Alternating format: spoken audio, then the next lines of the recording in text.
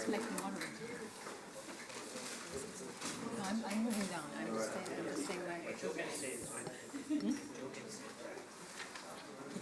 I think what happens later is the... Okay, I was told that the moderator sit here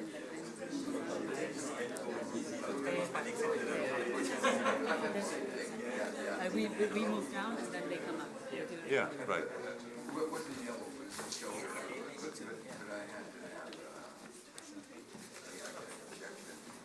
That's what they want to do.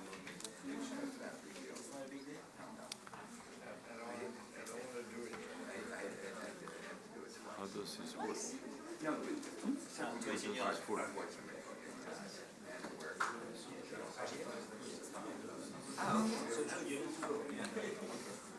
So where do we go? So Joe, you go here. Yeah, Good. yeah, we'll step down Yeah, we'll step down. after the inaugural words. Okay, very good. Sorry, I shake my right foot because I'm very sick with this left hand. I'm sorry. Okay. So, shall we start? Okay, Yeah? sure, Yeah. please. Bonsoir. Good evening. My name's Zara Ganter.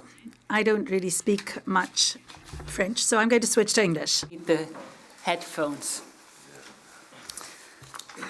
My name is Zara Ganter, and it's my privilege and pleasure to welcome you tonight on behalf of Friedrich-Ebert Foundation. The Friedrich-Ebert Foundation, most of you will know, is an organization closely linked to the German Social Democratic Party and the international labor movement. We are committed with the fight against global inequality and with reaching the Sustainable Development Goals. And we are convinced that these ambitious goals cannot be reached without a comprehensive reform of the international taxation system. Because multinational enterprises and rich individuals are still keeping their profits and wealth in tax havens, and we need to make sure that they pay their fair share of the bill.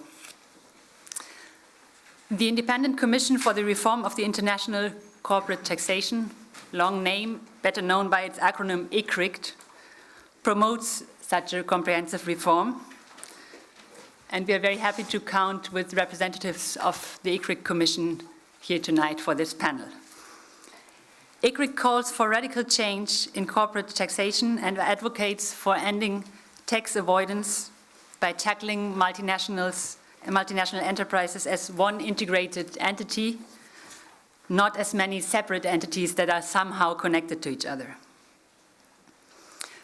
The more recent debate on how to tax the digital economy, and this is also what we are going to talk about tonight, has highlighted once more the shortcomings of the current system and the urgent need for reform. It has become clear that ring-fencing solutions that only tackle big tech companies will not solve the problem. The debate about taxing the digital economy has thus led to a new dynamic and greater interest in ICRICT's alternative proposal. I think this is a good sign, and I'm looking forward to tonight's debate. We are happy that the commissioners present here will share their ideas of how to build a better and fairer international taxation system. Before I hand over to José Antonio Ocampo, founder and chair of ICRICT, who can explain much better than me what ICRICT is and does, I would like to thank the Jean-Jaurès Foundation for the great cooperation and for hosting this event. I would also like to thank ICRICT, of course the commissioners, and my colleagues here from FES Paris. I'm from Friedrich-Ebert Foundation in Berlin visiting, and our colleagues here were of great support in organizing this event. Thank you all for coming. I wish us a fruitful debate. Merci beaucoup. And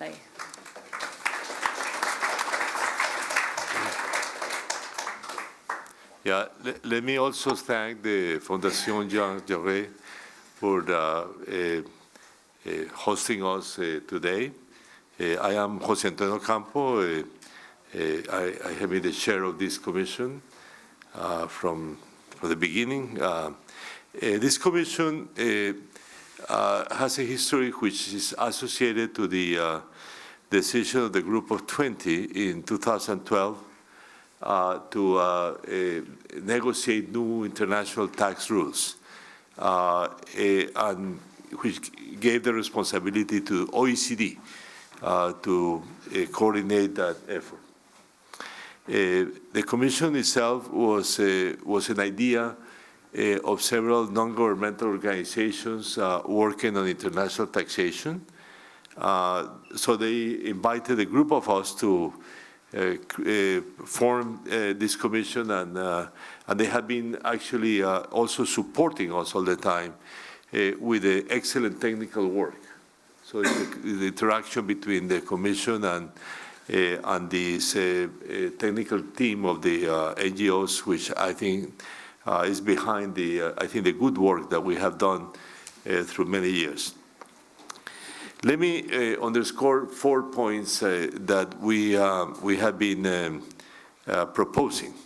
The first one, as Sarah already said, is that we ask for a system of unitary taxation of multinational enterprises, which means that, in our view, the multinational enterprises should tax as single firms worldwide. And then the taxes will be apportioned to countries according to several criteria, particularly sales, employment, the use of natural resources. This system will, in our view, should replace the existing system in which these firms tax as a collection of subsidiaries of different character, which means in practice that they can put their profits in the locations where they have tax havens or very low taxation, which means that that way they will reduce the amount of taxes they pay. In fact, as we actually saw in this meeting with a presentation on the U.S. Multinationals, 55% of the profits of the major multinationals are hosted in low-tax jurisdictions. And this problem is common to all multinationals from different national origins. The second idea that we have been proposing from the very beginning is that there should be a minimum corporate tax rate worldwide, which is basically to avoid the tax competition among countries, which has actually led to very low tax rates in many countries, and generally for a long-term downward trend in the corporate tax rate. The third idea relates to the need for a global asset registry based on the registries for real estate, for financial assets, etc., which will actually be used, first of all, for information to tax authorities, but also eventually, you could say, to establish a wealth tax, which has been a proposal of some of our members, and I actually also support that idea. And the fourth idea that we have been proposing relates to the governance of the system. The G20, as I said, gave the responsibility to OECD, and the OECD actually created what is called the inclusive framework for the negotiations of international tax cooperation, which includes over 130 countries today. However, in our view, the OECD is not a universal organization, and for that reason, the responsibility should be given to the United Nations, to And particularly, the United Nations has for a long time had a tax committee which has done excellent work through the years. So our proposal has always been to give that tax committee or tax commission, if you want to reform it, to turn it into a governmental body, the responsibilities for supporting international tax cooperation. We have also proposed that there should be a UN convention on abusive tax practices. Now, in the discussions that we had over the last 2 days, we were involved in the current OECD process of, or OECD inclusive framework process that are discussing some major reforms in the system of international taxation of multinational corporations, which essentially involve 3 different ideas. The first one is how to allocate the profits of multinational enterprises, and there are proposals, particularly the proposals from the developing countries with which we have been closely involved, the group of 24, to allocate based in a system quite similar to the one we have been proposing. So a system by which countries could tax the multinational corporations according to a profit margin on the sales and employment that they do in their own countries. The second issue that is on the table is to what multinational enterprises the system should apply. The proposal in OECD, in our view, is not a good one because it only involves multinational enterprises which have global sales of at least 750 million euros. And just to point out, in my country, Colombia, South America, the tax authorities, they say there are only 3 multinationals that will have to pay taxes in Colombia, according to that rule. So it's a system that has to be brought to many more multinationals, preferably in our view to all multinational enterprises, which should be subject to that rule. And finally, there is a proposal for a minimum tax rate, and there have been discussions on what that minimum tax rate should be, and we're going to propose a 25% minimum corporate tax rate, which is more or less the average of the nominal tax rate for the OECD countries in recent years. This is a collection then of the ideas that we have been proposing, and we will continue to work on this issue and participate as much as possible in the ongoing debates on the OECD inclusive framework. Thank you.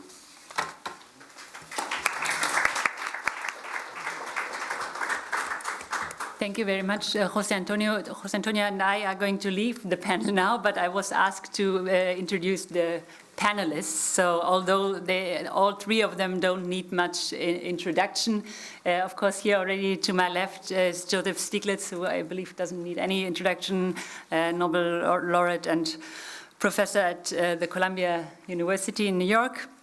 And then here is Jayati Ghosh, who will now join us on the panel. All 3 of them are part of the ICRICT Commission. And Jayati is an economist from India and at the Nehru University in New Delhi. And last but not least, Wayne Swan. He's also commissioner of ICRICT, and he's the former finance minister of Australia, and he was finance minister in the G20 in the G20 after the financial crisis. So now, with these words, free to leave, and you come up. So I hope you enjoy the session. Yeah, I didn't introduce you, but you can introduce. No, okay. So meanwhile, I will introduce myself. Please join us. I'm Daniel Cohen. I'm a professor of economics in Paris at the Paris School of Economics, and I'm the chairman of the scientific committee of this foundation. Very pleased to welcome you all, to see Joe again, and you too. So you wanna sit here?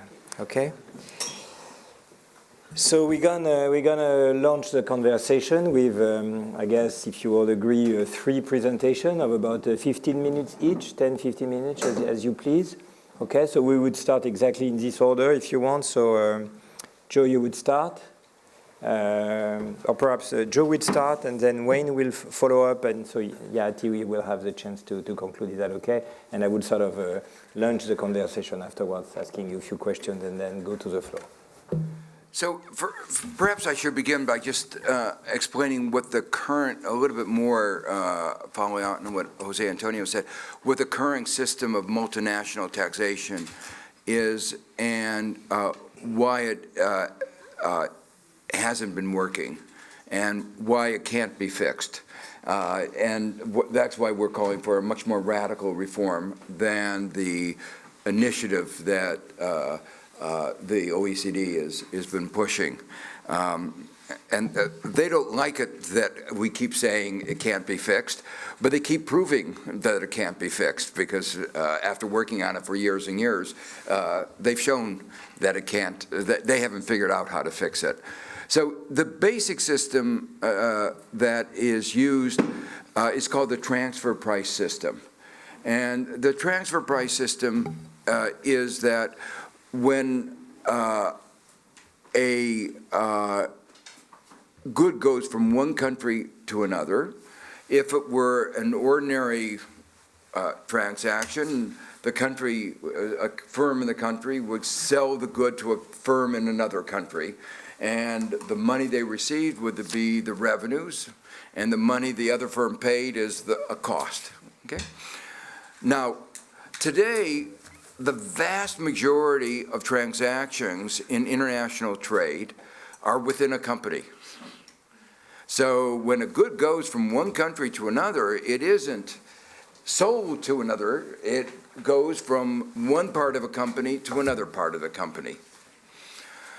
Well, that gives you the opportunity to decide what the price is that you're selling it at. And what you want to do is to say, I'm making very little money in the places that are taxing me high, and I just happen to make a lot of money in the places where they don't have any taxes. And then, of course, you can you can arrange where your activity occurs to make sure that you can have the freedom to say that all my profits, or most of my profits, occur in these low tax jurisdictions. The principle of transfer pricing says you're supposed to use arm's length prices. So you're not supposed to make up the prices. But the fact is that if you have a shirt without a sleeve and with no buttons, what is the price of a shirt without a sleeve? What is the price of a car without an engine, or without tires, or without a steering wheel? There is no price. So the fact is that there is no arm's length price that you can make up, that you can look at and say, but that gives you, the fact that there is no arm's length price gives you the complete freedom to make up the prices. So the transfer price system is extraordinarily manipulable and allows corporations to shift money to places where it's not going to be taxed, shift profits to where it's not going to be taxed. Now, it originated 100 years ago in the context of a world in which most of the transactions across countries was manufactured goods. So you could talk about a shirt without a sleeve, but today, a very large part of the transactions are services. And you can talk about a shirt without a sleeve, but what does it mean to have a car with no, a car production where the management occurs, the management services of producing the car occur somewhere else? So GM sells the service to the subsidiary in France for how you make a GM car. But you can't make a car without management services, so it's integral to it. So it's not even like you're lacking a sleeve, you're lacking the management services without which you could not produce the car. So as we moved into services, the very idea of transfer pricing has become more difficult. And now we've gone into the digital economy where it's become impossible. So we are at a juncture where we know that the transfer price system can't work. Now, to illustrate that, if you look at the trade that goes on within the United States, goods get produced in one state, half produced and move across the other, the management is in one place. No one in the United States would suggest that we could use transfer pricing for allocating the profits across the 50 states. Each of the states has a corporate profit tax. Not everyone, but most of them have it. And you have to allocate the profits. The idea that you would allocate it by transfer pricing is absurd, and no one would talk about it. What they use is a formula approach. You look at the total profits, you look at the fraction of sales, employment, other indicia, and you get a formula that allocates the company's total profits to each of the 50 states. And what we're proposing is that an analogous system be used globally. And Europe has been discussing doing something like that within Europe. When I was chairman of the Council of Economic Advisors under President Clinton 25 years ago, I had come to the view that the transfer price system was broken then. And I tried to get it changed, but as you can see that we're still here, I failed. But what was true then 25 years ago is so much more truer today. And so the good news out of all this is it's so broken that people, even in the United States, are beginning to realize it. So, and the area where it's become most broken, where the United States is not very cooperative, is in the digital economy. Because we have the richest companies in the world, Google, Apple, Facebook, and so forth, that are basically not paying taxes. They're paying a really minuscule fraction. Apple was paying, I think, 0.2 or 0.02% of its profits as taxes. And you wonder, why did they pay anything if they could get it down so low? But I think they felt that they had to show that they were contributing to the Irish economy by giving a little bit, as they stole 13 billion euros from the rest of Europe. And that's the way you ought to look at what Ireland did. I know it's not polite language, but it's what they did. So the digital economy has really exposed the ease with which you can move money around. Intellectual property is very easy to move to a low-tax jurisdiction. All kinds of intellectual rights. Starbucks keeps expanding, say, in the UK. And normally you don't expand if you're not making profits, but Starbucks says it's making no profits in the UK. And it's paying minuscule taxes. Why?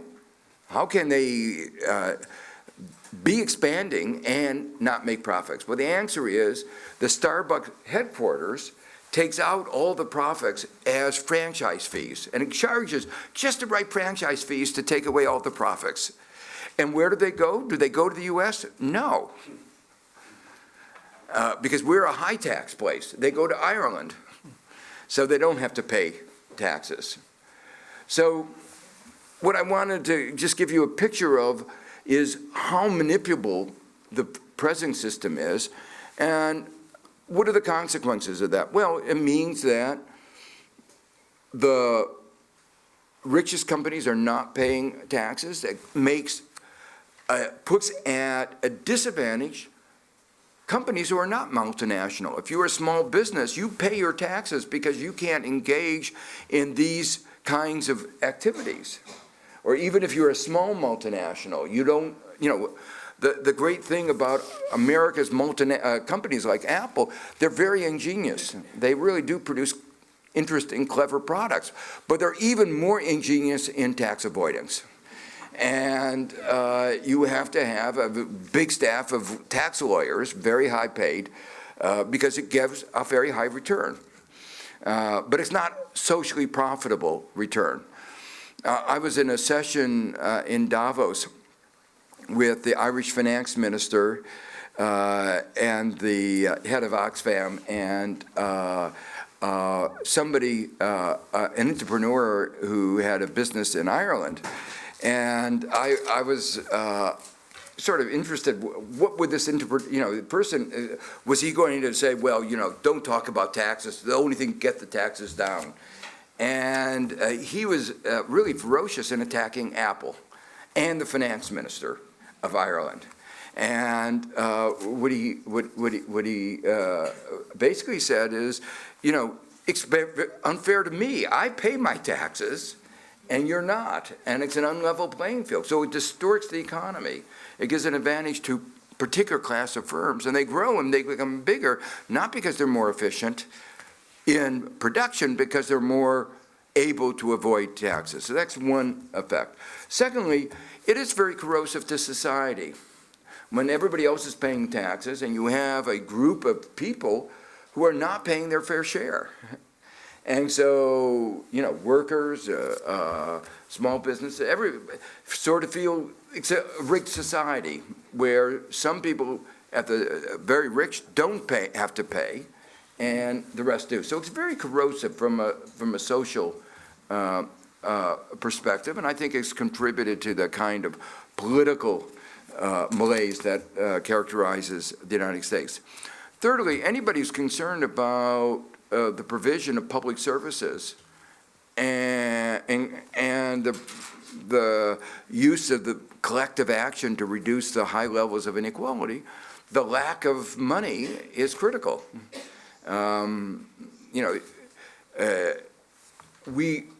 ICRIT is particularly concerned about developing countries where the countries were told, open up your markets to multinationals, they'll come in, and that will substitute for foreign aid. So they came in, and what they've done is actually made it more difficult to collect taxes. And the consequences is that you have less money for education, for development, and every activity. But even in the United States, our corporate tax revenues are really plummeting. And any of you who visit the United States know we have deficient infrastructure, deficient education, and growing inequality. We say we can't afford a university providing university education. We're too poor to do what France does.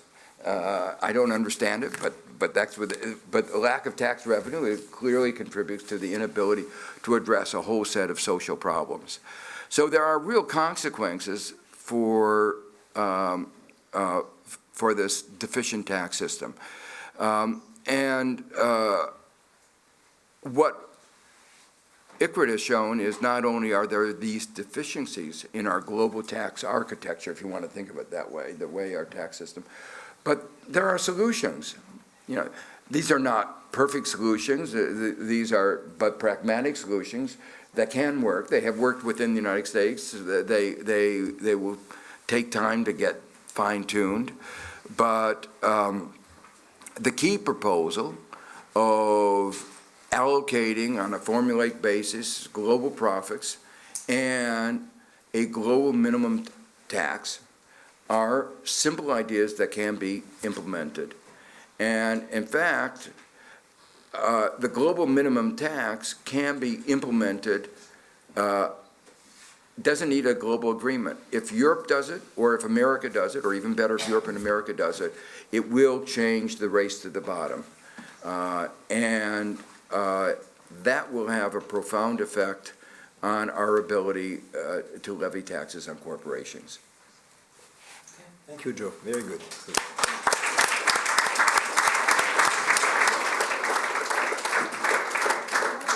So I give the floor to Wayne. Yeah. Well, I think my colleagues have already summarised, if you like, the shape of the policy reform that we are contemplating. But I really want to start from an overall position and make the point that I think taxation is the single most important policy area which shapes the nature of the economy and the society that we live in. And understanding that and communicating the reasons for that to people is the key behind effectively tackling the rampant wealth and income inequality that we see in our world today. We do live in an era of extreme wealth and income inequality, and that is producing an era of extreme politics. The inequality is leading to the extremism in our political system.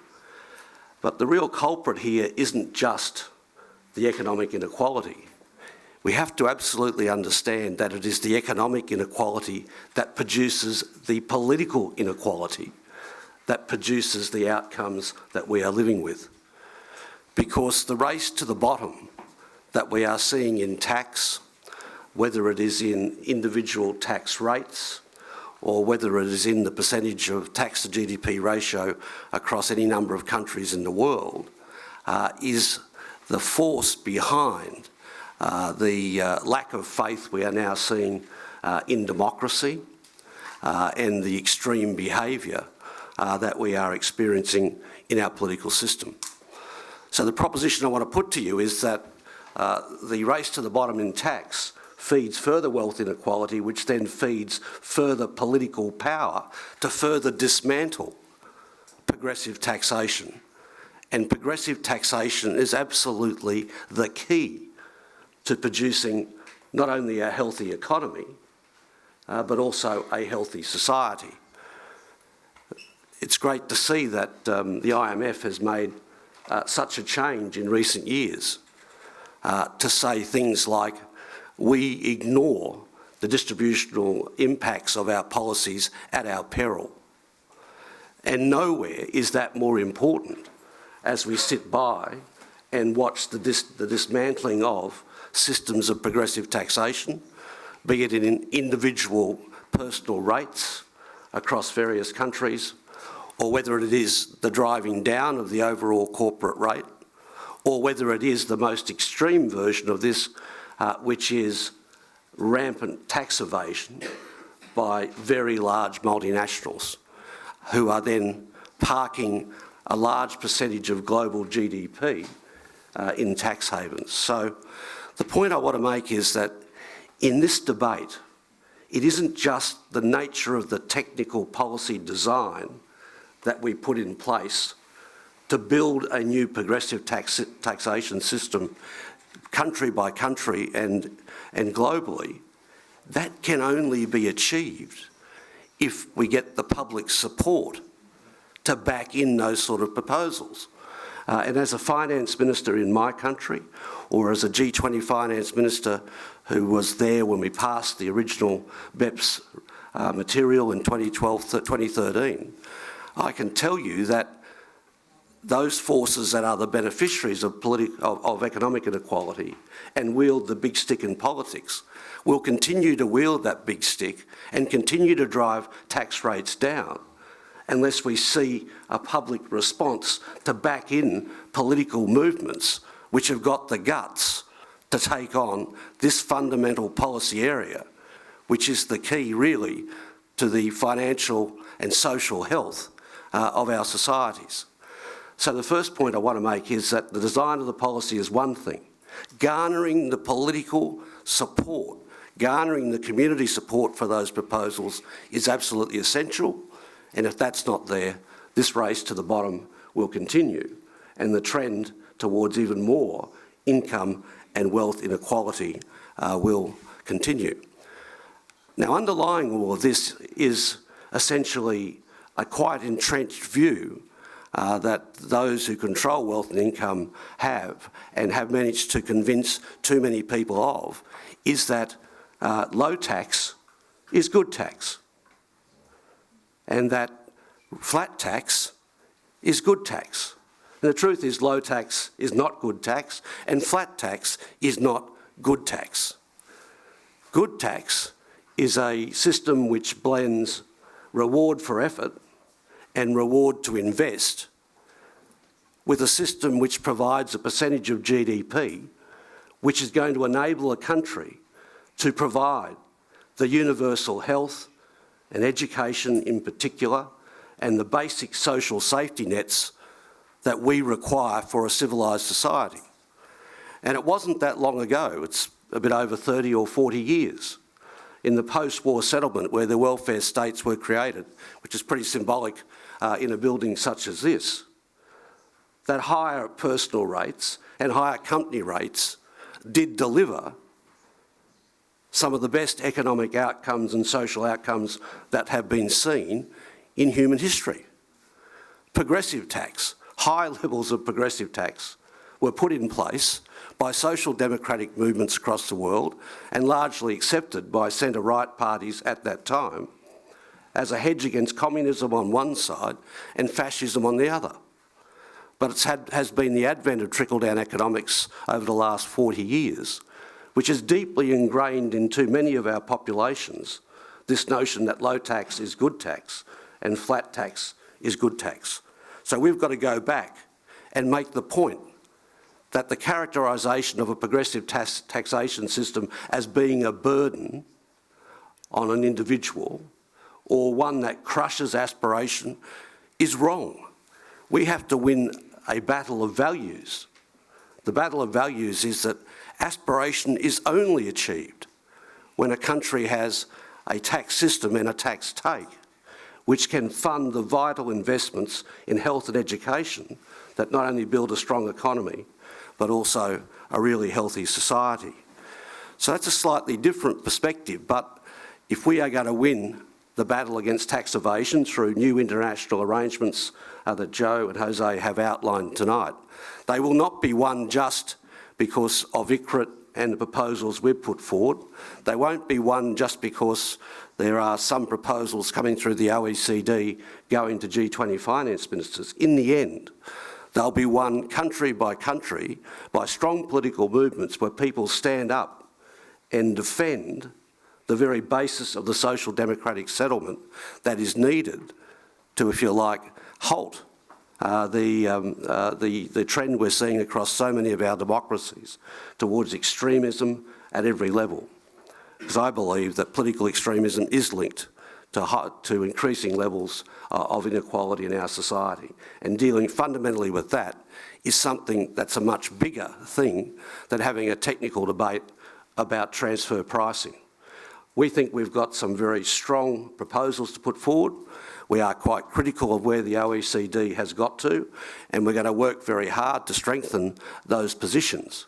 But those positions are as they are because the people that carry the clout, who have been the beneficiaries of a flatter tax system, aren't going to give up that power easily and are going to make sure that their politicians in various countries dance to their tune.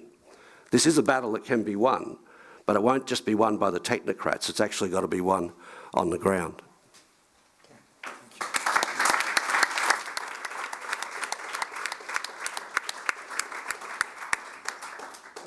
Please, you want to go? Thank you very much. I am delighted to be here. And in fact, fortunately, I think all the important points have already been made by my colleagues, so I don't really have very much to say. But let's just admit that, listen, I mean, we all know that this is a broken system. I don't think I have to repeat that point here. We know that there is too much wrong with the global economy and with all our national economies, and it's creating too much mess everywhere we turn. And a large part of that is because our governments basically keep telling us that they don't have the money to deliver our basic social and economic rights. They don't have the money to deal with climate change. They don't have the money to do anything. basically, as far as it goes. Now, in terms of finding that money, the lowest hanging fruit possible is actually corporate tax. Because we have now got, I mean, there are obscene levels of everything, right? Inequality, et cetera, but we have got to really, really obscene levels of tax avoidance. I mean, the numbers are there, we could talk about them, but we are talking about multinationals who are the global giants, who are the top 10 companies in the world, et cetera, paying minuscule amounts of tax. Paying probably, you know, taxes equivalent to some small companies in middle-income countries. So we have got to a situation where legally it is possible for big multinational companies to actually pay nothing at all in terms of their dues to society. Given what we know are the needs for public investment, for public expenditure, and I don't have to recount these to you. We all know that we're facing climate catastrophe if we don't do something immediately. We all know that we require huge public resources to do that. We all know that the inequality that is festering is not going to get any better until we actually provide decent public services to people across the world, including in the developing world. That money has to come from somewhere. And let's begin by asking the big multinational corporations, instead of being kind and donating money or lending money, to actually just pay their taxes like all other elements of society pay. So that, I think, is the basis on which we're going. Now, in that, I just want to highlight, I know Wayne pointed out that, you know, it's not just the technical details, but, you know, the technical details are important, and they're important because we have to be very careful what we wish for. When we say, okay, we want unitary taxation, and then some group, let us say the OECD BEPS inclusive process, I'll explain that in a minute, comes and says, here we are, here's unitary taxation, we can't say, oh, wonderful, let's take it, we've got it. Because the devil is in the details. Okay, I have to stop being so cliched, but it's really bad, okay? What matters particularly is how exactly that unitary taxation is decided, and then how it is distributed. And if we're going to go for a fair and just tax system, we really have to look at those technical details. And I'm sorry to impose that on ordinary citizens who really have better things to do, because ultimately you won't have better things to do. These matter. What are the technical details that matter? Okay, so BEPS, inclusive process, horrible phrase. Base erosion and profit shifting, that's BEPS, okay? So the OECD set up a group to look and examine this. Wayne mentioned that he was on the first original committee, which said, okay, we have to recognize that companies are doing this. They're shifting their base of operation, and they're shifting their profits so as to move to the lowest tax jurisdictions with exactly the implications that Joe had identified. So given that, we will try and do something about it. Now, for a long time, they continued to rely on what Joe has explained beautifully in terms of the arm's length principle, treating, you know, the different units of the multinational as separate. Now, because of the fact that digital companies have actually gone on a rampage in terms of absolutely denying tax payments, they finally realized that, okay, there's something here, we have to go beyond arm's length, and they're beginning to recognize a unitary principle. So finally, in the OECD, we actually have the recognition that at least digital companies should be taxed as a unitary fashion, as one company globally, okay? That's a big achievement, and it took that whole fact of the digital companies going completely haywire to get there, but we got there. Also, BEPS became more inclusive, which is to say it began with just the OECD member countries, which I think are 32. Then they invited a whole bunch of other countries, which is all the rest of us. So now we have 163 members who are part of this process, which doesn't mean everybody has decision-making power. We all know how global power works, but nonetheless, everybody is now officially part of this process. The BEPS inclusive process has suggested a unitary taxation, but they've said that, okay, we're going to divide up profits into what are routine and what are residual. And we will say the residual profits have to be allocated across countries. Okay, wait a minute, what's routine and what's residual? Have you ever heard of these phrases when you look at corporate taxes in any country? Does anybody say, okay, this is routine taxing, routine profits, we won't tax them? The other stuff is residual, we will tax that? Nobody does it, because it doesn't make sense. You tax profits, right? when it comes to the allocation of profits, suddenly the BEPS process, the OECD process has decided that there will be routine profits which are apparently normal or required, which will be determined by, guess what, the arm's length principle that Joe has already talked about. So we all know how useful that will be. And the rest of it is going to be residual. And we will then take this residual profit and distribute it among all countries. And of course, we'll have to decide which countries get to keep some of those taxes. So here are two little devils in the detail that we want to identify right now, which I think ICRICT we've had extensive discussions on, and we really want to point out that it's up now to citizens to make sure that OECD doesn't get away with this thing, which will end up with really no change or no significant change in the way profits are allocated or taxed at all. Because if you suddenly decide that we're going to only tax some residual, and how you define this routine is left in this rather vague way, which is again dependent on this arm's length principle across companies, you will end up with a tiny little residual amount which is going to be distributed across the world.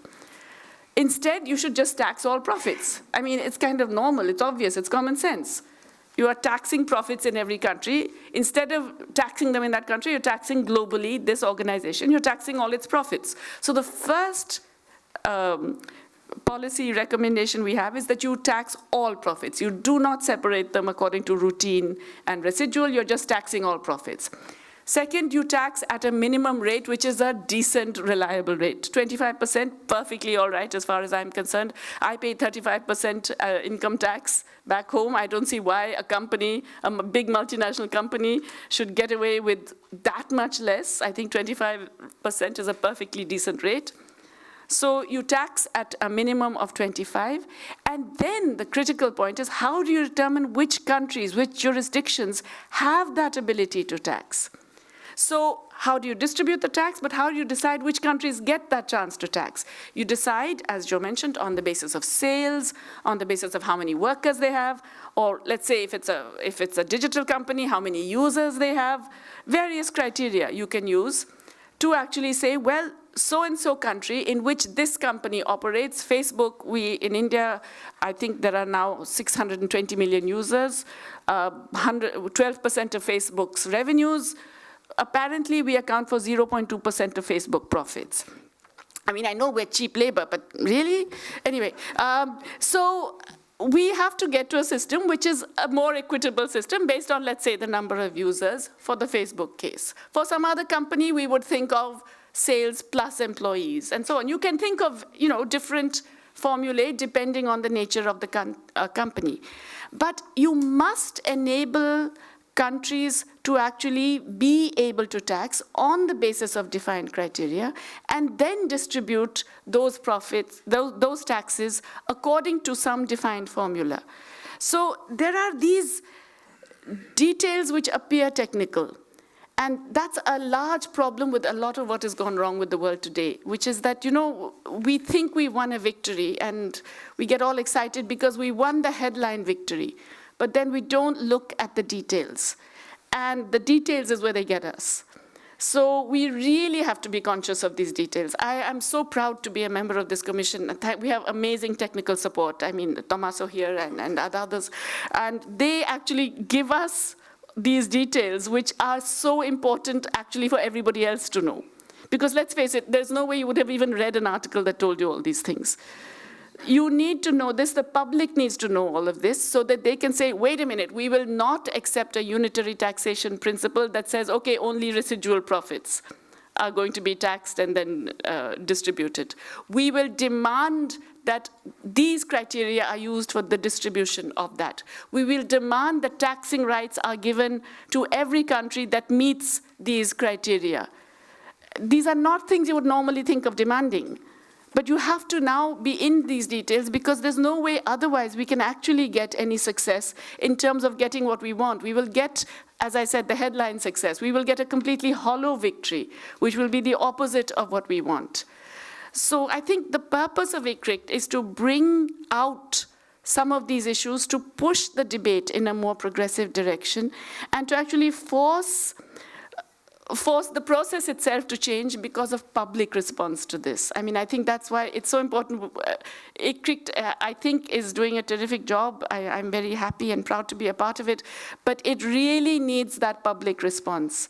And so we need to be able to persuade not just all of you, but lots more people all over, that not only do we demand unitary taxation, because it's just there waiting to be had. It's just completely ridiculous. If somebody landed from Mars and discovered that there were these enormous companies making massive profits, and then there were all these states saying, oh, we don't have money to solve the problem, and the planet is going to go up in flames, sorry, they would say, we are crazy, right? So we have to stop being crazy, but in that process of demanding it, we have to be sufficiently knowledgeable to prevent them from getting away with it yet again. Okay, thank you.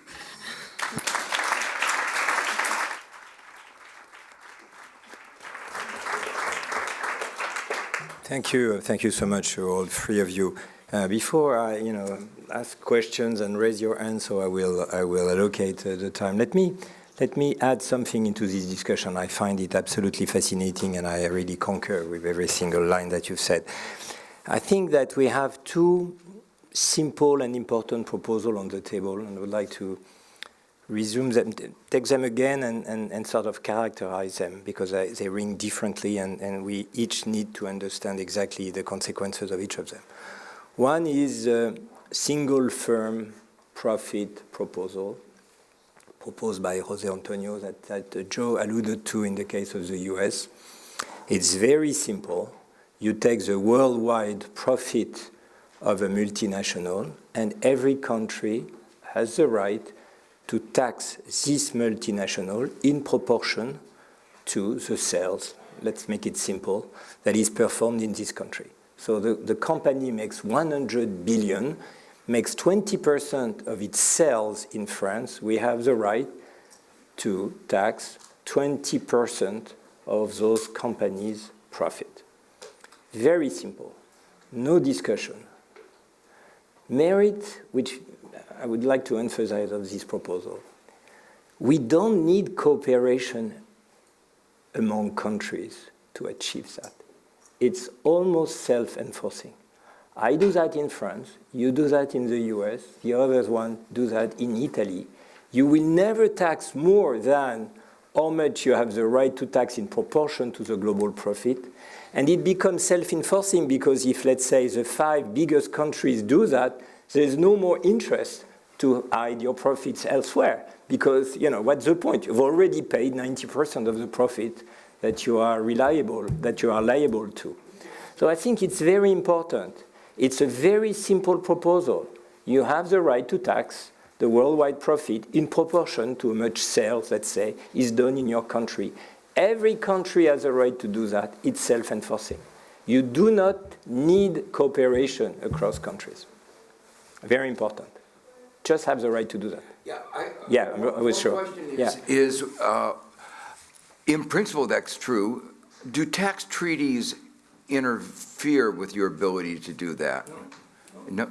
Because they will claim, some will claim that I'm taxing what you claim is your profits are not your profits, because I use another formula, and you're taxing. Yeah, but you see, in France, we tax the GAFA in proportion to their sales, which is ridiculous, because the sales is not representative of anything. Yeah. We should have simply taxed the GAFA in proportion to the sales of the worldwide profits. So maybe you're right, Joe. Though you may have a point that you need a kind of agreement. But what I'm saying is you don't. Under some current tax treaties, I worry that it would conflict. Okay. But your principle, and the implication of that is we need to change those tax treaties that interfere with that. Because your principle, I think, is absolutely right, that these should be self-enforcing if we haven't tied our hands in the wrong way. To the wrong way, exactly. But so, exactly, assume that you have a treaty between the EU and the US to do that, it's over. There is the Bahamas and whatever. They won't do it. The EU cannot do it because we have Ireland and Luxembourg. Let's make it Germany and France and Italy, or even France and Germany. That's enough. So right. I would have to finesse the argument. I see what you mean, but it's just the point is that it's self-enforcing once you have the right to do it. Let's put it like that. It's different. You want to? I just wanted to make the point that, and I'm over, and I will give you the floor. It's different from the minimum tax rate. The minimum tax rate requires a lot of cooperation. No, there I would say the United States has actually been discussing, under the previous administration, not under the current one, obviously, but under the previous, there was a discussion of the U.S. alone implementing a global minimum tax. A small country can't do it, but Europe could do it, the EU could do it, and the U.S. can do it. And the reason...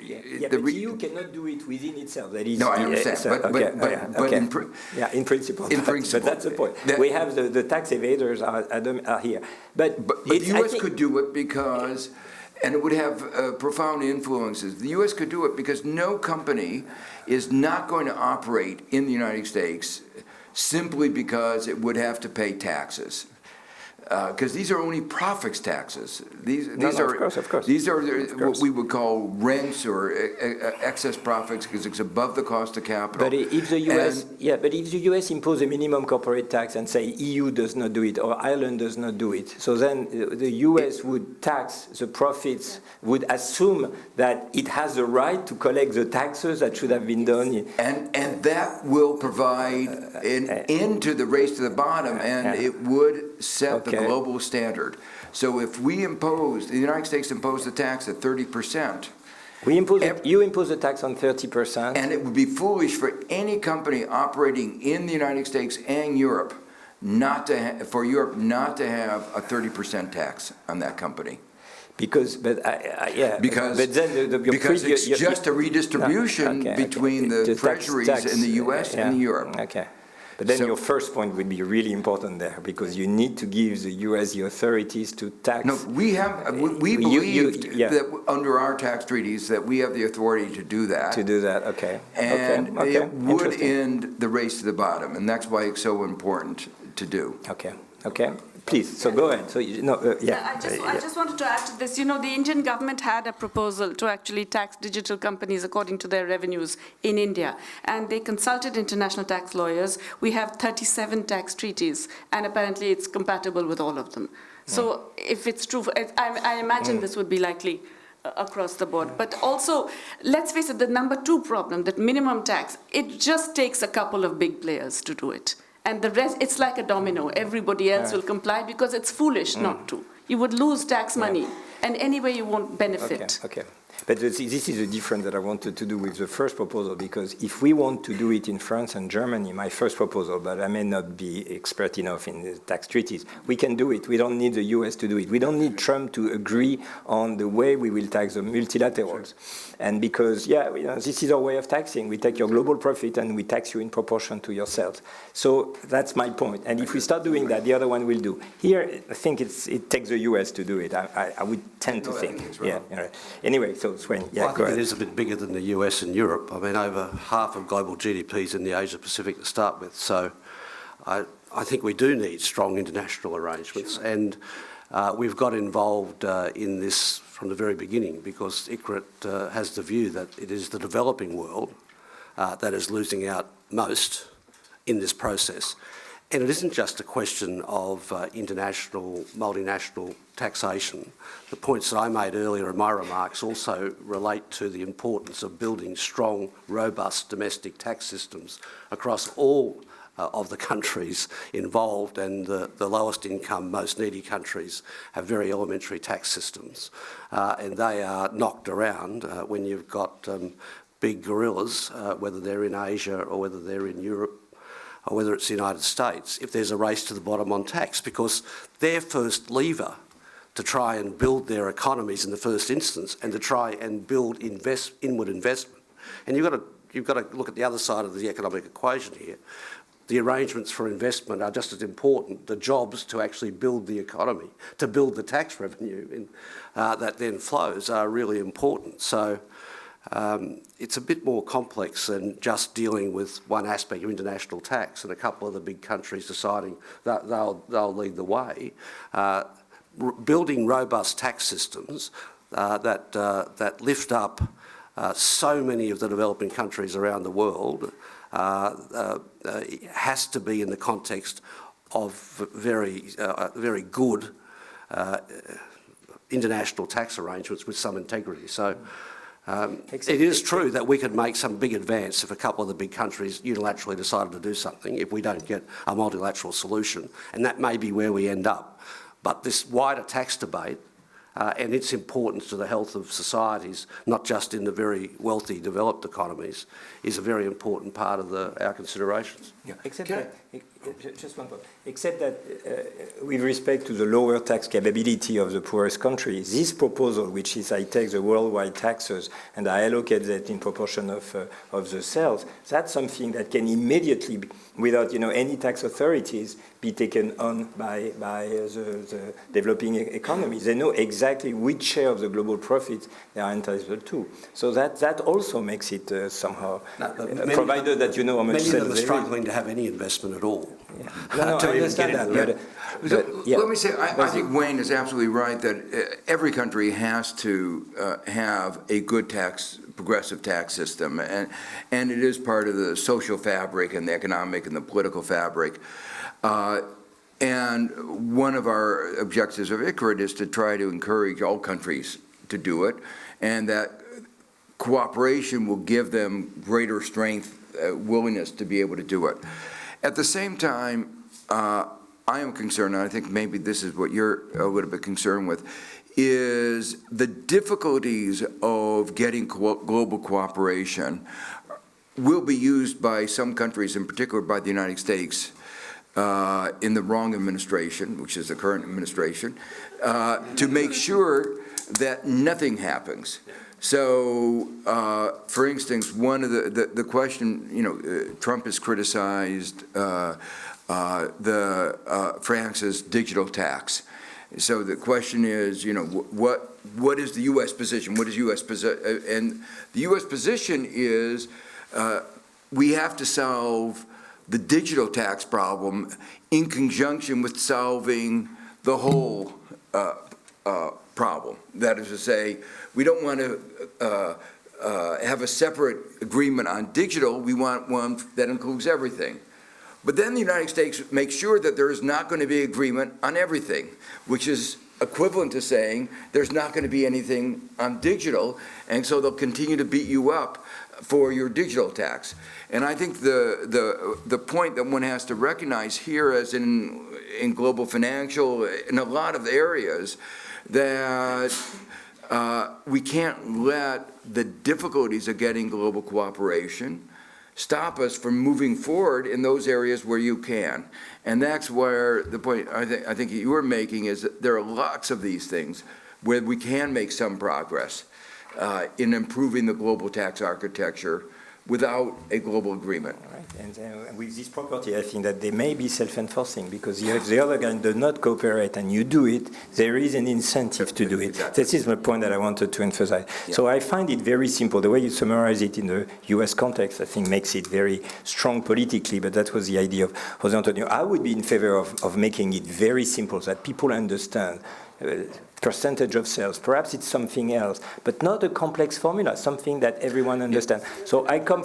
Sales and employment. Yeah, but already you have to mix things in a way that makes sure that at the end the sum of the percentage makes 100%. So it has to be, either it's sales or employment, but if it's a combination of the two, it will be more complicated to have a number who can be intuitively being adding up to one. But I don't want to... Can I just emphasize why, everybody's in favor of simplicity, but using the sales formula has the consequence that because sales are going to be more disproportionately the North, because those are where the consumers.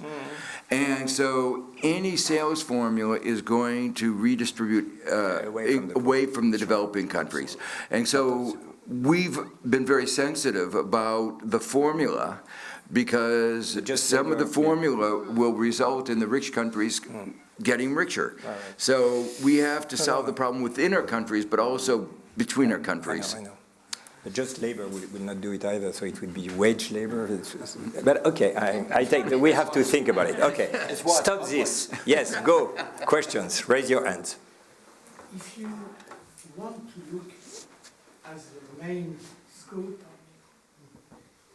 if you consider that the main scope is the creation of value, tax mechanism can be seen as ways to optimize arbitrage mechanism, orientating resources to create value. It could be social value, it could be economic value. The problem is that in data, in digital economy, accepted the fact that we still believe in your transfer price, that somebody in Ireland or in Luxembourg is 40 times more intelligent than in France because he creates 40 times more value. But this is stupid, but okay, this is taken for granted. But this cannot go on that way, as you further that way, as you explained. The only problem in digital economy, and it is worse than tax distortion, is the ability to create value by competitors. And competitors should have at their disposal tax mechanism which would help them to be able to grow, to create value, and to be surviving as competitors. And in order to do that, there is no way to avoid a differentiated taxation between services which are provided in pure ownership of data, where you have the complete secrecy, and you can put the one you choose to be put on the first range to be able to sell and to get the highest profit margin. You cannot tax this type of activity with full control on the same way as shared data, where there is a lottery principle with competitors to allocate the announcement on the advertising of Facebook or Google, which would then be shared resources, shared data to provide a common and joint approach to create value on fair competitive basis.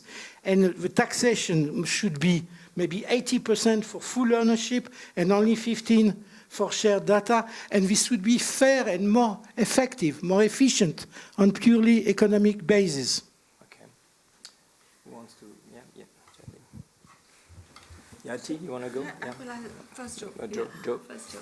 Oh, well, let me first say, you raised a couple of really important questions. One of them is, there are some people who had hoped that there would be a simple procedure that could apply to natural resources, manufacturing, services, digital economy. And it's so clear that there are such differences that the principle of unitary taxation still applies, but how you apply it will have to differ across these major sectors. We think, I think, and I think my colleagues will share this view, you don't want to have a separate rule for every company, because then you're open to special interest. But you want to have a couple of categories where you have broad principles that highlight the key differences across major sectors of the economy that you want to look at. So, that's the first point. The second is that the nature of the sale in the transaction in the digital economy is very different than in the ordinary economy, because one of the things, when you get a free service like Gmail, you have to say, why are they giving me something for free? You know, we don't, usually people don't give you gifts, and that's true of Google as well. And you have to ask, what is it that what is the quid pro quo? And your data and your eyes.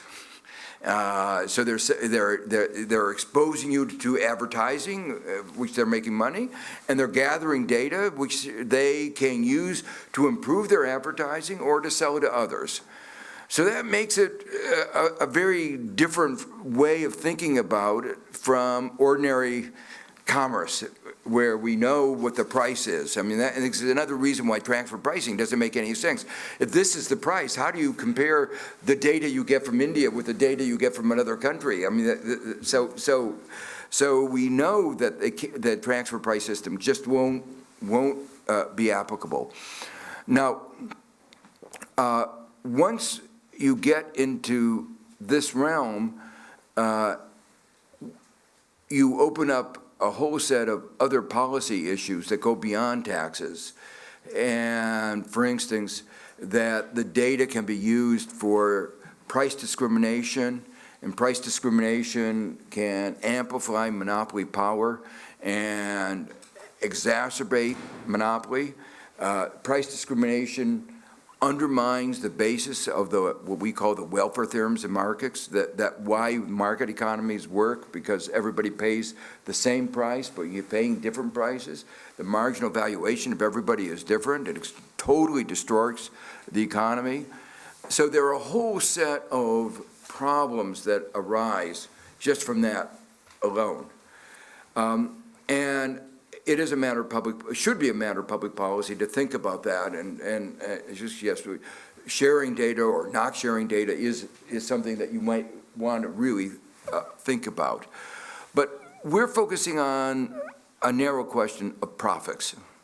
And whatever those rules about sharing or not sharing data, they're going to affect the profits. And then the question is, given the new profits, how do you tax them? And I think that our general view is there should be a way of saying what fraction of Google and Facebook's overall profits ought to go to India to be taxed at whatever rate, and what fraction should go to France and so forth. A second best approach, but in fact it may be the only approach in the short run, is what France is doing. And I think it is a good first step, which is to say, okay, we aren't going to solve that whole problem. Let's just begin by just imposing a tax, a sales tax, remembering, one of the arguments we had some discussion, who pays the sales tax? And normally, people on the left of center worry that consumers pay the sales tax. But this is a monopoly. The marginal cost is zero. And if it were a competitive market, the price would be zero. But we know that they're charging, the fact that they're making so much profit means that they're not charging price equal marginal cost. They're getting something out of somewhere. So we know that they're highly profitable, and they're charging a price that's equal to or near or around the monopoly price. So I'm not as worried about incidence as a lot of other people are. I don't think there would be shifting of the tax.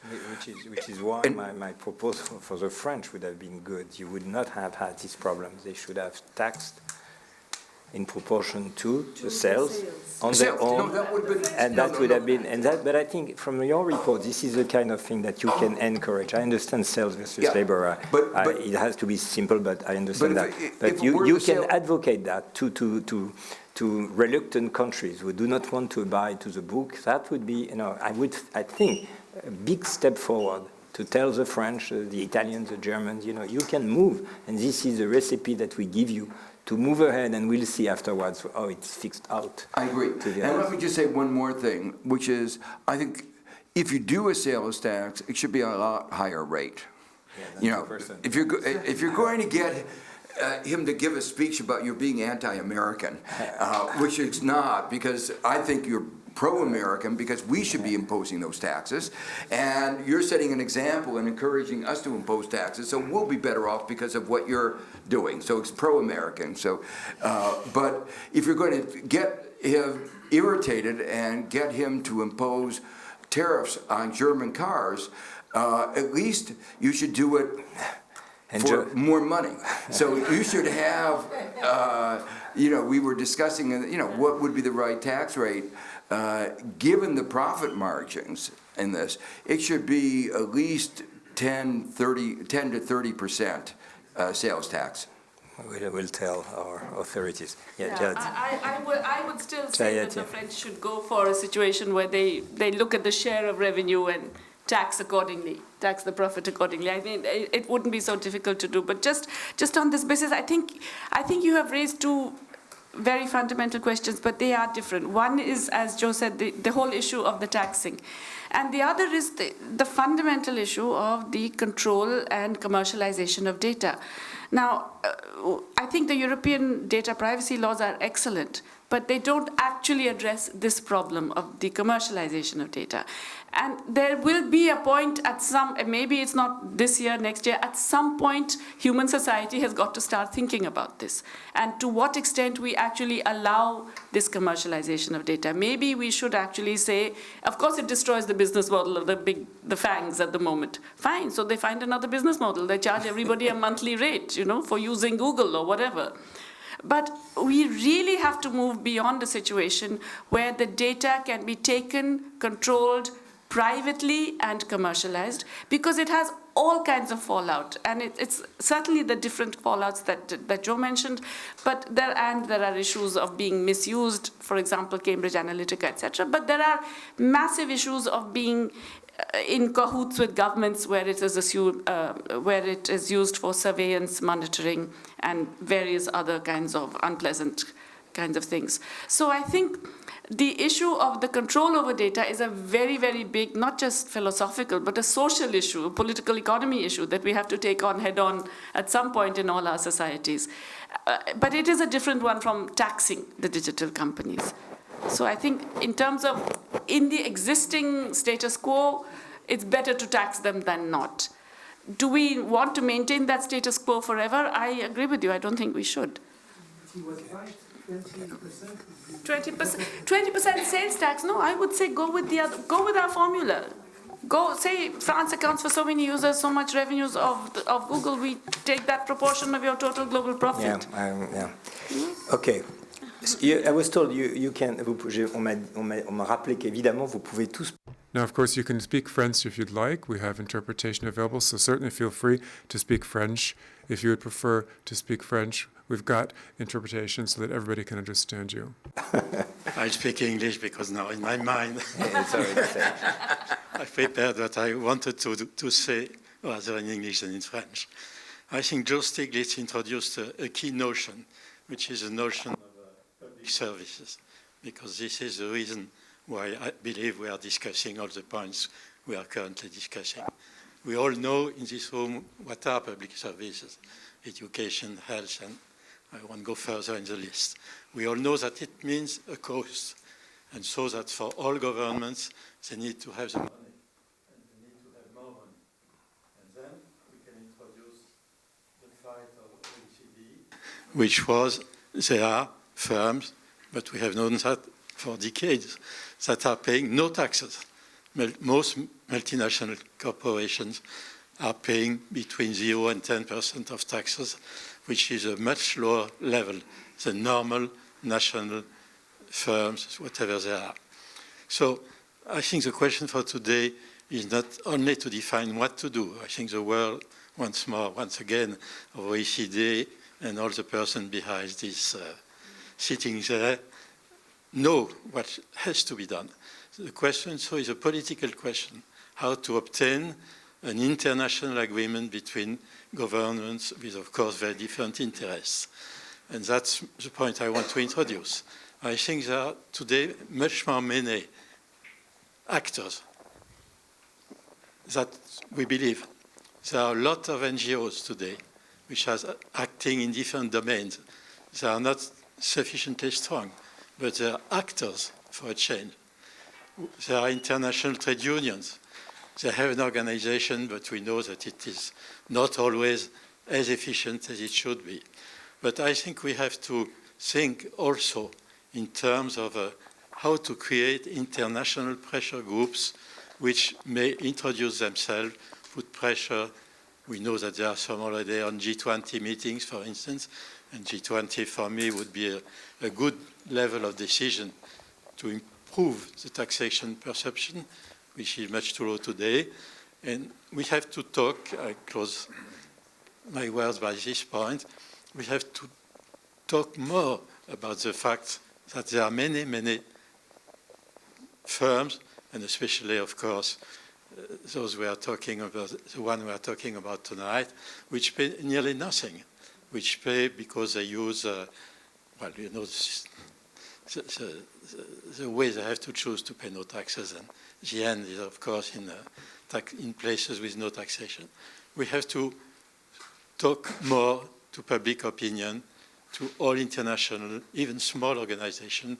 We have to make them cooperate and have a real pressure on international equation, on international institutions, G20, of course, United Nations, but I think G20 is really the best actor to take decisions, because all governments today are surely happy, would be happy to have more money to spend and to give to their people. Can I just make one response to that, which is, you're absolutely right of the importance of civil society, citizen response. There's going to be a very critical moment, because the OECD report comes out about a week before the G20 meeting. And it would be a disaster if the G20 endorsed the OECD report in its current version, if it comes out what we hear it's likely to come out.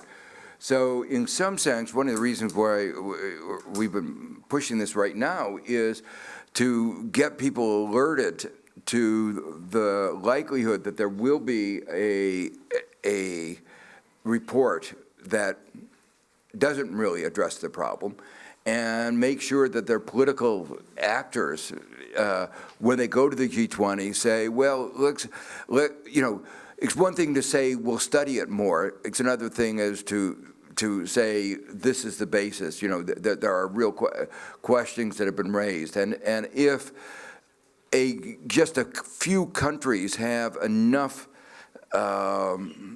impact on their government to raise that question, it will slow down the process. When is it due? I mean, when is the report, the OECD and the G20? First week of October. Sorry? The first week of October. So it's almost there, yeah. And when is the G20? November? No? 16, 17, 18 October. Okay. So there's about 10 days between, 10 days, and that's why.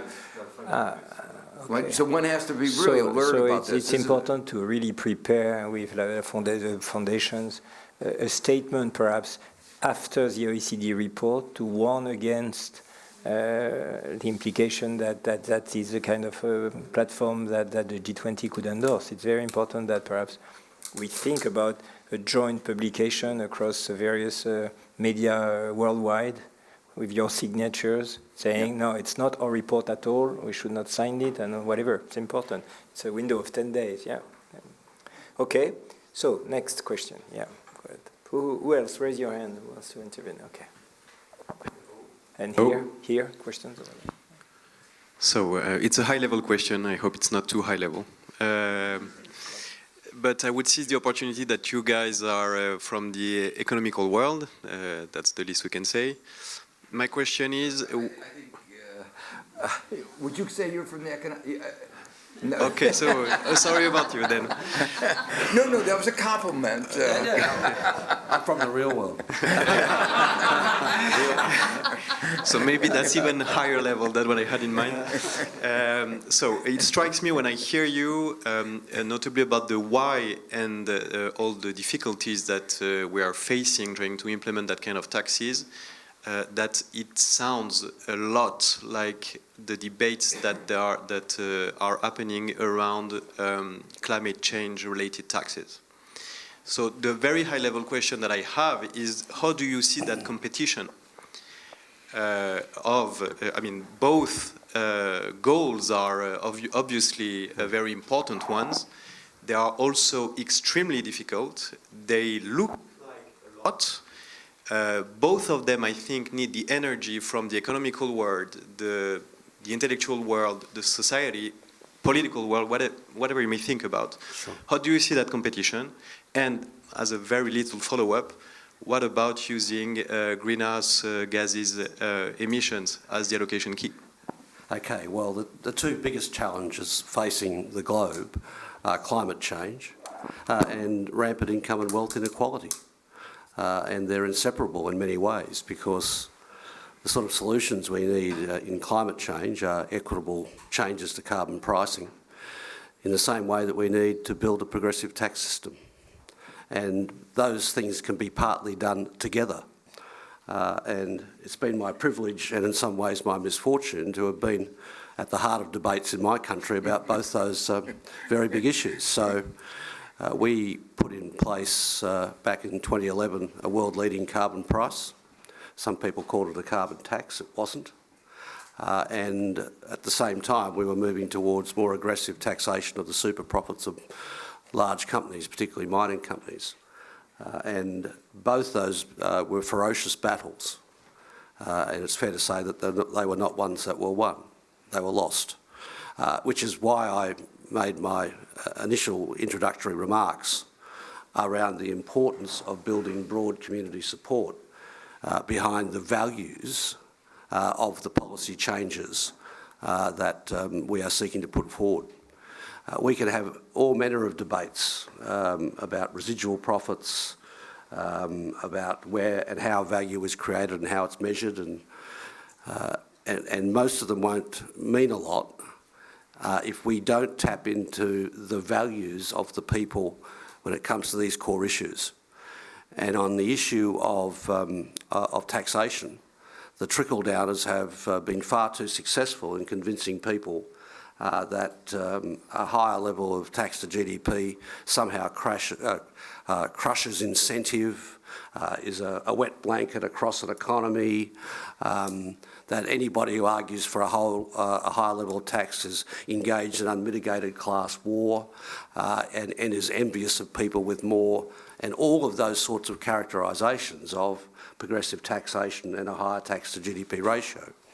And it's no coincidence in the period that this battle has been won on those sort of ideas over the ideas that I stand for on the social democratic side of politics, that social democratic politics has been spectacularly unsuccessful across the rest of the world to fight for the sort of values that I'm talking about.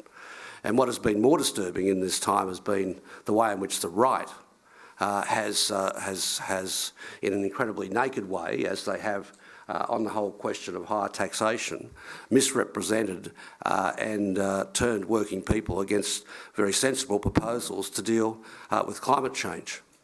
And I think there's a real problem in the way in which those of us on the left and centre-left characterise and argue these things, which in some ways is not accepted by many working people who have supported our parties in the past. So we've got a very big challenge ahead to craft a policy agenda which reminds people that we stand for a fair day's pay for a fair day's work, that if you work hard, you should have a tax system that rewards your incentive. You can do all those things if you can also remind people that, in fact, an unfair system confers a much greater benefit on a few. You can win the battle of the many against the few if you can get your message out and if your message has got a values base. So I think the tax debate is eminently winnable. It just has been not won enough across many economies, both developed and developing. The real tragedy that's going on at the moment on tax is that the trickle-down policies that we've seen emerge so dominant in the developed world are now being embraced in the developing world. And the rampant inequality that we've seen in the Western world is now manifesting itself in the newly successful tiger economies, particularly in my region in Asia. And they're going to have a problem and a headache in the years to come that flows from that. So we haven't been able to win on the progressive side of politics the values-based arguments. And the most disturbing aspect of what's occurred recently has been the way in which the right has used what I call cultural arguments about race, cultural arguments about identity, to run over the economic message that we pursue on basic fairness. And essentially they use division that they create over race and gender and climate as a smokescreen to cover their wealth concentration agenda. And sadly, in more recent times, they've been successful in doing in tax, doing in climate what they've been successful at doing in tax.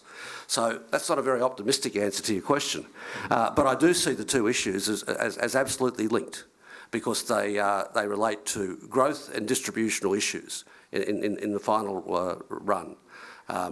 There's a ticking time bomb on climate where action needs to be taken for the long term, but as usual, the right will run short-term arguments over long-term arguments. Ditto with the impact of growing inequality. That is producing the sort of political extremism that's almost the equivalent of what's going on in climate. So let me make, just amplify and comment on two aspects.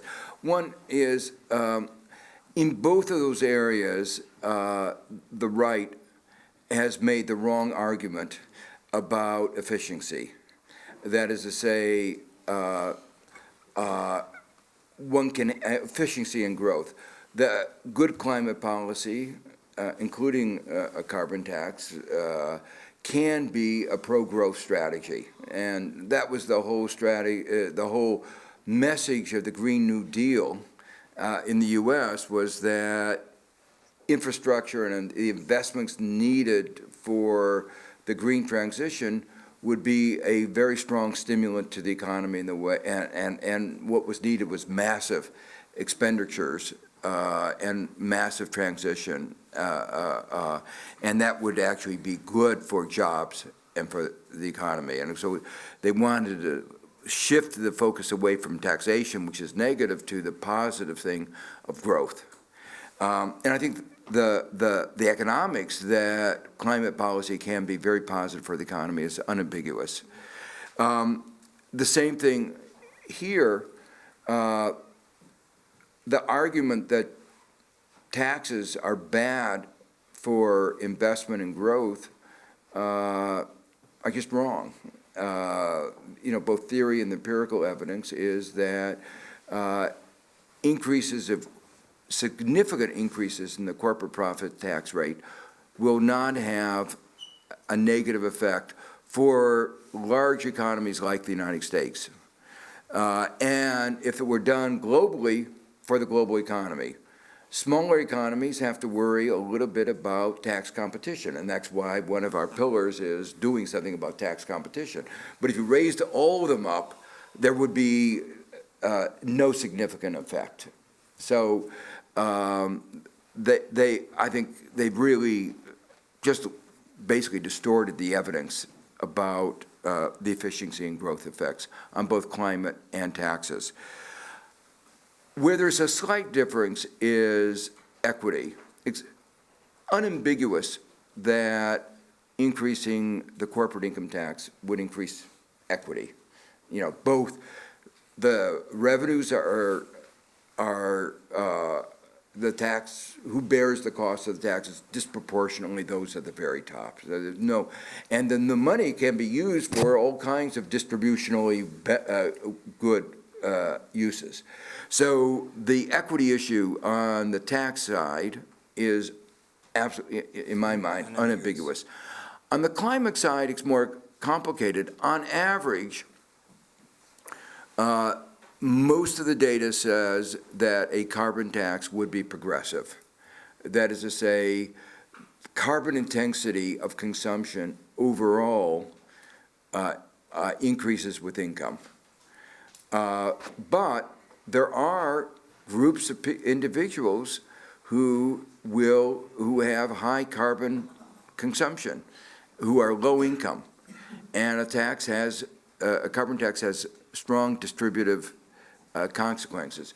And that's why the report that I did with Nick Stern on the Carbon Pricing Commission recommended very strongly combining strong regulations with a carbon tax, because the implication of that is you can get the Paris goals at a lower carbon tax that has less distributive consequences, and use the regulations and well-designed redistributive policies of carbon revenue to make sure that you don't get the kind of opposition that you've wound up having in France. Exactly. That's the point of the minister that left. Yeah. Yeah. Yeah. You could have avoided that, I think. Yes, thank you very much for sharing your complementary perspectives. That was very interesting.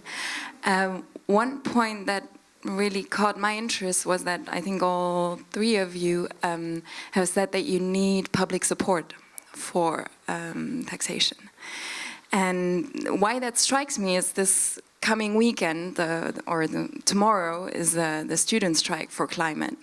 Saturday is a march for ecology and social issues. Sunday is a day without cars in Paris to talk about air pollution and the deaths that causes. To that, you could add issues in healthcare, with antibiotics resistance, with education. So my point is there are so many topics that citizens would need to stand up for, that I think it's almost too simple to simply say we need public support, because I think it points to a much deeper problem in democracies, that if citizens can't expect the government to act in the common interest, which I think we've laid out here, then that's a much more structural problem, which I don't expect you to have the answer to, but that was something, that I felt I needed to say, because, we can't just say, citizens, please come. And maybe a more specific point, Mr. Stiglitz, you mentioned that under former administration, you pushed for this unitary tax. Why didn't it work? Thank you. So let me answer that question. For the same reason that we're finding opposition now. Some of this is bureaucratic. The U.S. Helped lead the establishment of the transfer price system 100 years ago. And then it was only 75 years, but they said it's too soon to tell that it's not working. The U.S. Treasury, you have to understand, is like most treasuries, but very conservative. And so my view was, if we talk about it for maybe 25 or 50 years, maybe we'll get them to change. And so we're beginning, if we have a new president in 2021, I'm hopeful that we will finally get them to change their mind. So it was really opposition from Treasury saying we were responsible for creating it, and now we can't reverse ourselves, even though it was 75 years then, and it's 100 years, almost 100 years now. Yeah. Well, I think it's true to say that one of the reasons why people have a lot more, have a lack of faith, is that we've seen really a collapse and a hollowing out of representative democracy around the world, and that's pretty much occurred on my side of politics. You can see it in this country, and you can see it across Europe, and you can see it elsewhere. So unless you're going to move your societies towards a form of direct democracy, rebuilding what I would regard as political movements on the left and centre-left is absolutely imperative, because with the collapse of support for those parties, we have now a rampant right, which is driving home and winning the policy battle, and you can see it in climate change, and you can see it in tax. So, the sort of great movements that were built post-Second World War that were the foundation of pretty successful representative democracies with decent distributions of wealth have fallen apart. So there's a broader question in politics, which is not what our commission's about, here, about how we re-establish credibility and rebuild political movements on the centre and centre-left and left of politics, because the whole climate denial approach, which is dominant around the world, is a product of the far right and the right, as indeed is the whole movement towards flatter taxes and more regressive approaches to economic policy. Yeah, you know, I don't want to be so depressed, because I don't really think you need to be. Okay, just first on the I mean, it's amazing that you're doing all these different 4 days of action, but all of those actions require public spending, actually. You know, I mean, all of the things that you're asking for will require significant public spending, which means that in a way, these demands for taxation, which frankly are doable, they're all there. These are solutions that are just waiting to be plucked, are very strongly integrated with your other demands. Also, you know, I know it looks like a very dark time. I mean, coming from India, this is the darkest time I've seen in my life. But I also know that things change. And things change often when you don't expect it, and from directions that you haven't planned for. I think the energy that I see in a lot of young people, I mean, certainly among you and your friends possibly, but I have seen it among young people in England, the Extinction Rebellion lot who keep appearing on the streets, and in different parts of the world. I think that is the sign of something different. And I do believe that these actually can create social movements, not necessarily of the traditional kind. I don't even know if those traditional types of parties, etc., are really on the table anymore. But I think they can generate social movements and demands that can force governments to change. Governments don't change because they're good and, you know, well-inclined and decent people. They change because societies force them to. And I do see that there are signs of that kind of thing going on. So I don't think you should give up heart at all. I think there's a lot going on out there, and you're obviously part of it. Can I just say one thing? I meant to add one thing to my answer, and that is, there's a huge special interest in preserving the transfer price system. There are so many lawyers who are making a lot of money, who, you know, the very complexity of the system is a force for its continuation. So we shouldn't underestimate the inertia in the system. The second point I wanted to raise very briefly is what we're talking about is a whole variety of what are called collective action problems, and that we know that we need collective action to solve collective action problems. And civil society is an important part that was perhaps not as important 50 years ago. And I think one of the ways that the parties have to adapt is to think of themselves more not only as organizations bringing together the various civil society groups, and as more almost a collectivity of civil society groups, and that these are not in conflict. Really, most of the issues of tax reforms, the issues of gender equality, of racial equality, of economic equality, climate change, are all very complementary.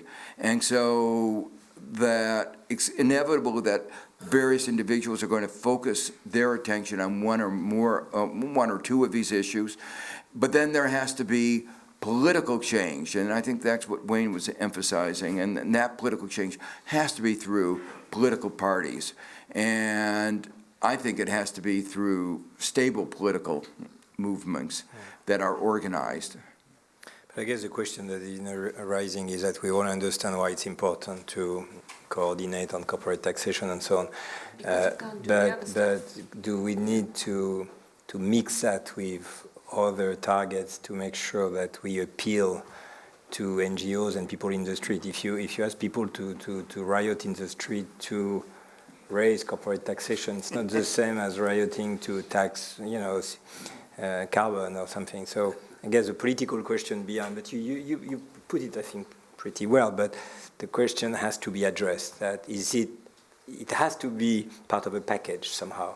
And it's not contradictory, we all understand why, but just the idea of defend the right for corporate taxation may not have the same appeal as other fights, although they are of the same nature, really. It's about global coordination, as you said, about carbon taxes and so on. They are about the same nature, but does not ring the same bell. So yeah, but climate change is an existential issue. Yeah. So I think I understand why people feel.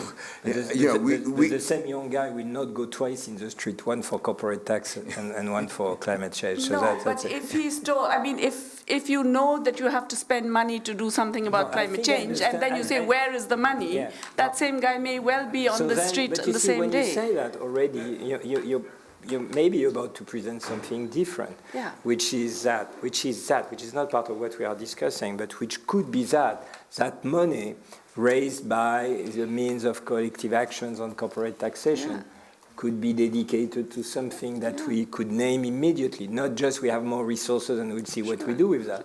So I'm just trying to translate the question that was I'm just a messenger. I'm just saying that, maybe we need to think harder as to the ways to mobilize people around these things by perhaps an additional layer to the way we set it. It's just a parenthesis. It's not just it's good because, no.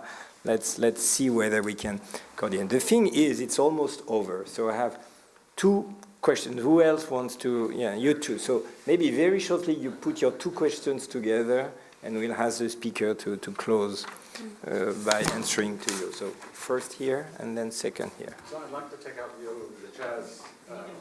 You take the mic, and you can speak French. You, the chair, in criticizing the Commission's proposals, suggested that the advantage of assigning or allocating profits on the basis of sales alone was that it's very easy to understand it would have political support. Now, what you quoted was that if 10% of Google's sales are in France, then the French authorities could tax 10% of Google's profits.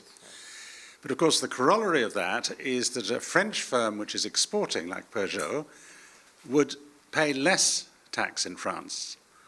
And a Bordeaux wine exporter that exported all its wine to England would not pay any tax at all in France, according to your model. I wonder if that would be so easy for the French population to understand. It's a good question. So, second question. And we'll close on that. We have commissioners everywhere.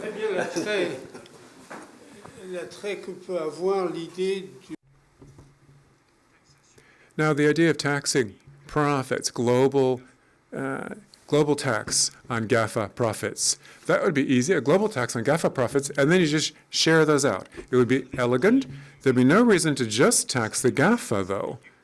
This would have to apply to banks as well. They're multinationals, just as the GAFA are multinationals. There's no reason to just tax banks. What about big oil companies? They're also multinationals. If we accept the premise that for the GAFA, we would say, we'd look at their global income, tax it all. This should also apply to oil companies. So it would have to apply basically to all the companies. Every small company even has a multinational edge to it, aspect to it, usually. So to put it differently, what's specific to the GAFA? Why separate them? Why would they have a special system, a different tax system for the GAFA? Or if we couldn't define something specific to the GAFA to make a special system for them, I think the very interesting proposal of looking at global income would be something to do generally, to apply to all economic endeavors, companies worldwide. The question about the GAFA, it's really a question about corporate taxation of multinationals. Your point about the sales tax is the same as the point on labor, because in the wine experiment, if labor was part of the taxation, it would correct what you're saying. The wine exporters have labor in France. So it's the same debate as sales tax and labor, and I buy the labor part of the argument. Okay, but I just wanted us to think about a simple mechanism, and I understand why labor is important also for the poor countries. But here, I think we all understand that the question is not just about the GAFA. It's really a mechanism that will replace the transfer system, the transfer price system that Joe alluded to at the beginning, and it's just about that. For all multinationals, we want another way of thinking. Everyone. Yeah. Everyone. In fact, but perhaps the question is then, and it's related to the one question, if you want, that is, do you have in mind that it's just, perhaps, Jose Antonio, you want to conclude, and because we're out of time, really. So it's for the multinational, or do you define them? What's the idea? You want to say something to close? No, well, our view is that it should be for all multinationals. All multinationals defined as having operating in at least 2 countries. Is that maybe as a way of wrapping up our own discussion? Yeah. I mean, well, the OECD, one of the good things they did in 2015 was to create this country-by-country reporting, which the large multinationals now have to determine where they do operations and add them up and see how much they sell, they pay taxes in all the countries they operate. But that's for very large multinationals. We have always been of the view that it should be for a much larger group of multinationals. It's only this is 750 million euros in sales. In our view, applying that rule to the new system that they're going to design will be terrible.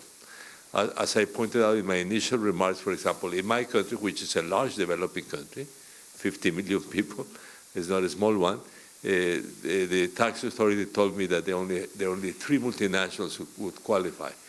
3 operating in the country. So it's the threshold has to be much lower, and in our view, it should really apply to all multinationals. Yeah. I think that's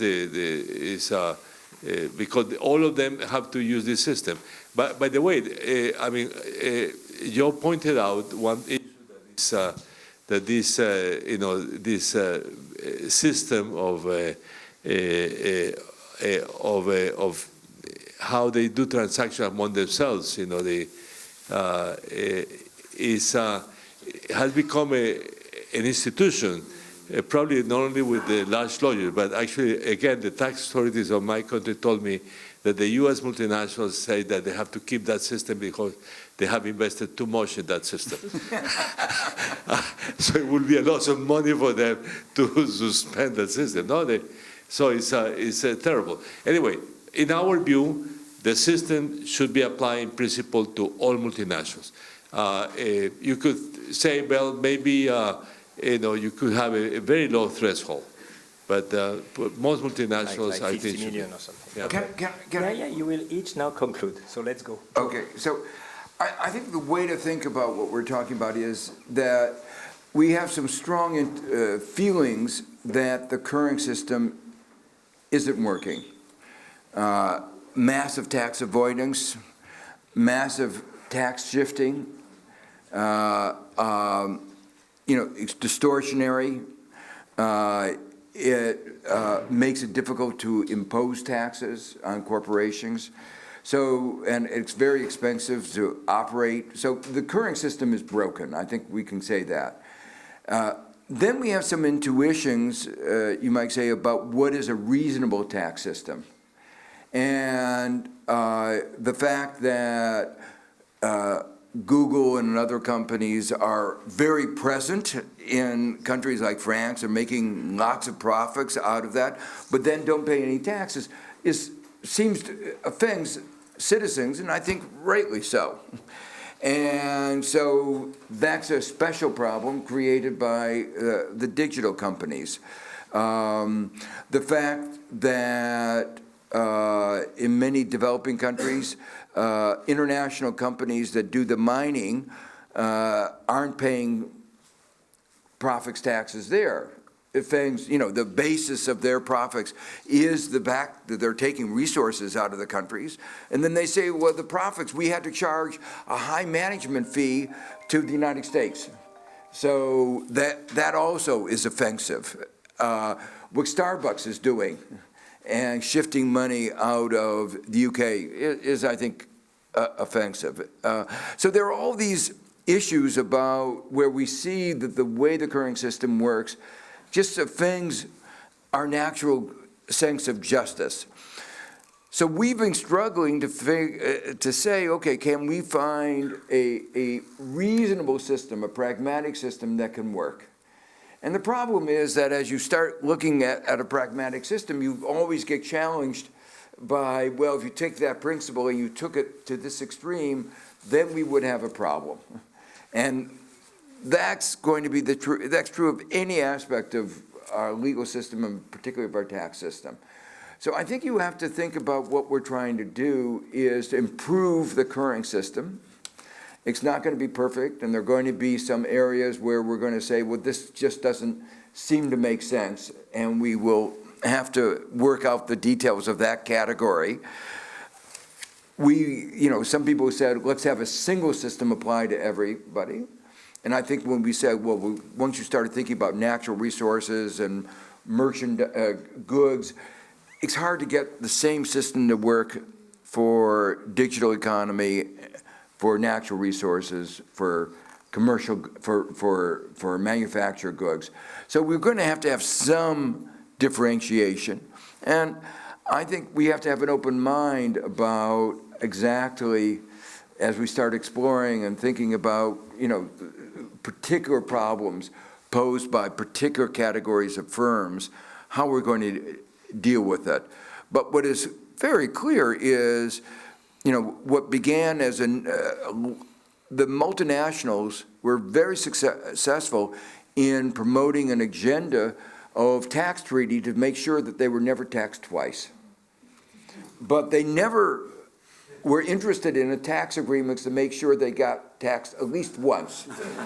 And what we're trying to do is get a framework that says, okay, now let's get a better balance in our global architecture so that you're taxed at least once at a mild rate somewhere in the world. And if you're taking advantage of the educated citizens, the infrastructure, the legal framework, at least you ought to make a little contribution to the society in which you're operating. Okay, great. Wayne, you want to say a word?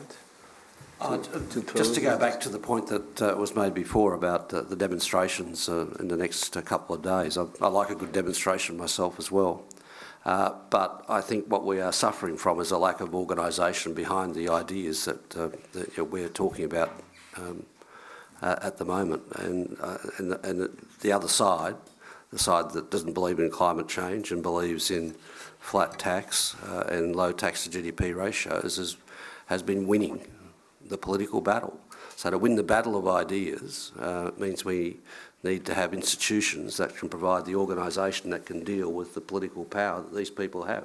That's taken them to the point where they've been spectacularly successful at the expense of everybody else. So there's a lot of people power on the side of our arguments, but then I put up my hand for this, and many others will too, that we haven't organised well enough. And we've got to go back to basics and make sure we organise a lot better, otherwise we'll continue to get beaten. Also going back to the demonstrations, next time when you're marching for climate action, or when you're marching for better universities and schools, or when you're marching for better health care or for more rational transport systems, you will be told, where is the money? So you have to integrate this demand with all of your other demands. Okay, very good. Thank you.